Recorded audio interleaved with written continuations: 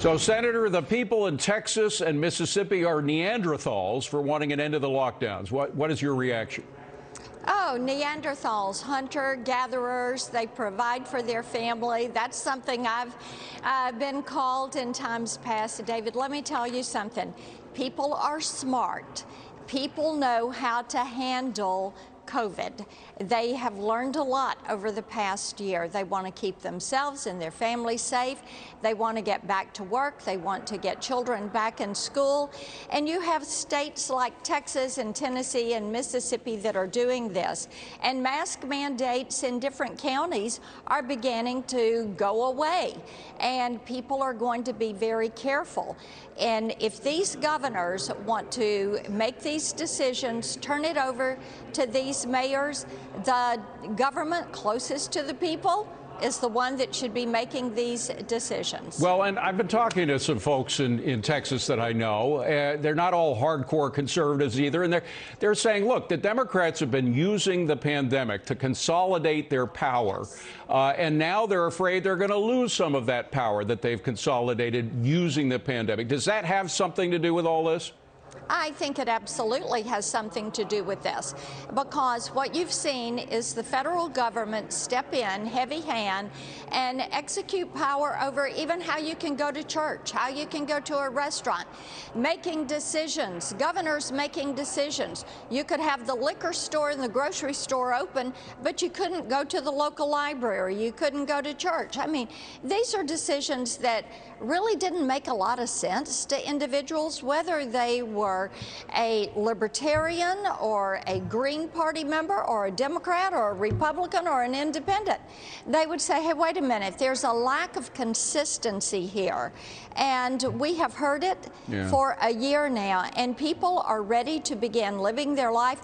They're so grateful for Operation Warp Speed, the leadership that the Trump administration brought to Operation Warp Speed, proving that when you get government out of the way, that you can get a vaccine to market within a year. Well, assuming you have the right administration in power to give that power to the private sector. But that brings me to the COVID bill.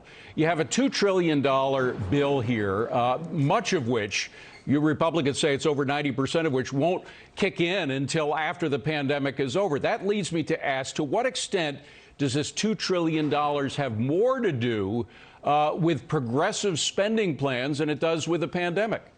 It's all about progressive spending plans. And when you look at the fact that there is still $1 trillion, $1 trillion in the pipeline that hasn't been touched, then what you need to do is look at the money that is there that hasn't been spent. Reposition those funds. Look, people that have been adversely impacted, lost their job, they still are going to need these benefits. Relief should be targeted to businesses that cannot open, to individuals that have lost their job. And these communities are coming around individuals. Relief should be targeted, timely, temporary.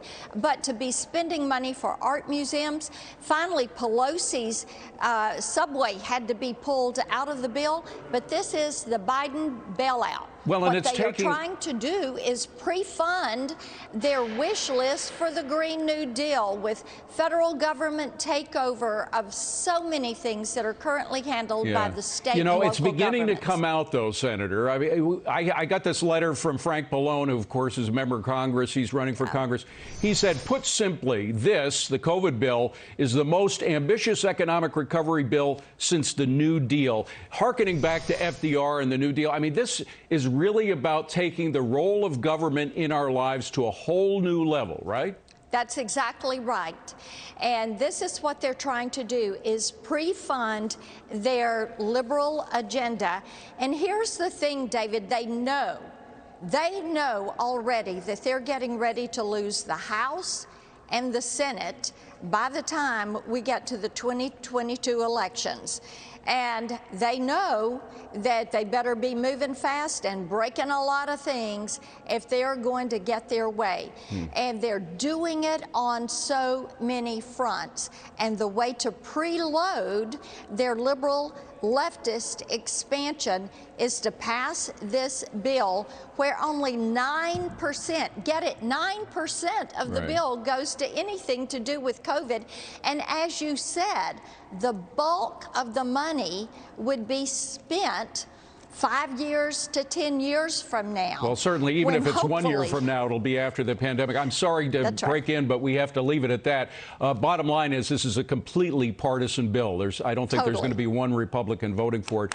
Senator Marsha Blackburn, good to see you again. Thank you very much for coming in. Appreciate it.